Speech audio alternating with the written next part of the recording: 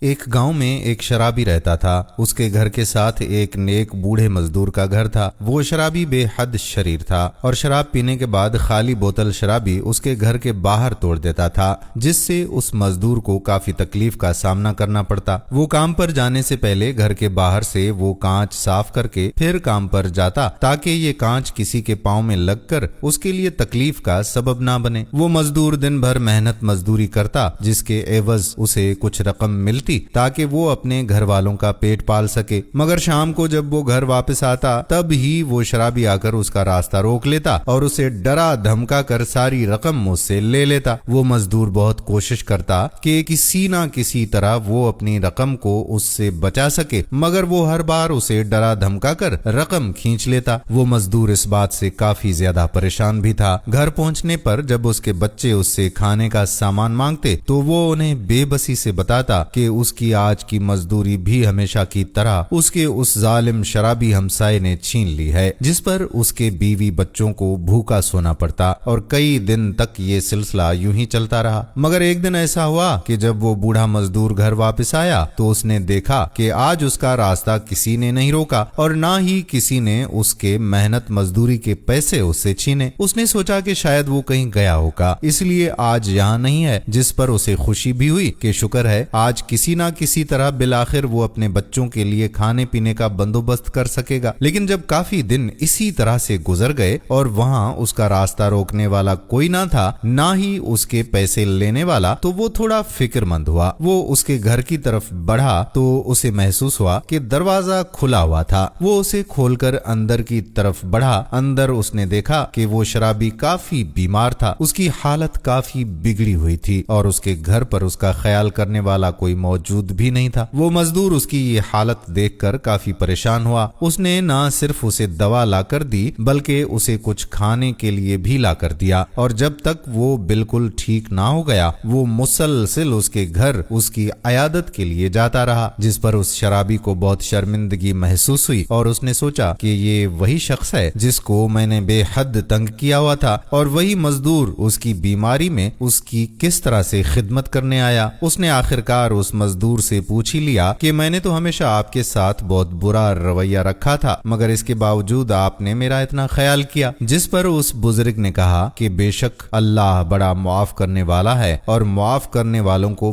پسند کرتا ہے۔ میں نے اپنے اللہ کی رضا کے لیے آپ کو معاف کر دیا، اور اگر میں بھی آپ کے ساتھ وہی سلوک کرتا تو آپ میں اور مجھ میں کیا فرق رہ جاتا؟ جس پر وہ شرابی بے حد شرمندہ ہونے اور مارے ندامت کے اس کی آنکھوں سے زاروں قطار آنسو بہنے لگے۔ اس نے اسی وقت اس مزدور کو بتایا کہ آج سے میں سچی توبہ کرتا ہوں، اور آج کے بعد نہ تو میں شراب کو ہاتھ لگاؤں گا اور نہ ہی آئندہ کسی کی حق حلال کی کمائی کو ہتھیاؤں گا، بلکہ آج سے میں بھی محنت مزدوری کر کے پیسے کماؤں گا، اور آپ سے اپنی غلطی کے لیے تہہ دل سے میں معافی مانگتا ہوں، مجھے معاف کر دو۔ تو ناظرین، آپ نے دیکھا کہ کیسے ایک شخص کے اچھے رویے نے دوسرے شخص کی زندگی ہی بدل دی۔ ہمیں بھی اسی قسم کے اخلاق کو اپنانے کی ضرورت ہے، کیونکہ ہم نہیں جانتے کہ ہمارے اخلاق سے متاثر ہو کر کب کس کی زندگی بدل جائے۔ ویڈیو پسند آئی ہو تو شیئر ضرور کر دیں۔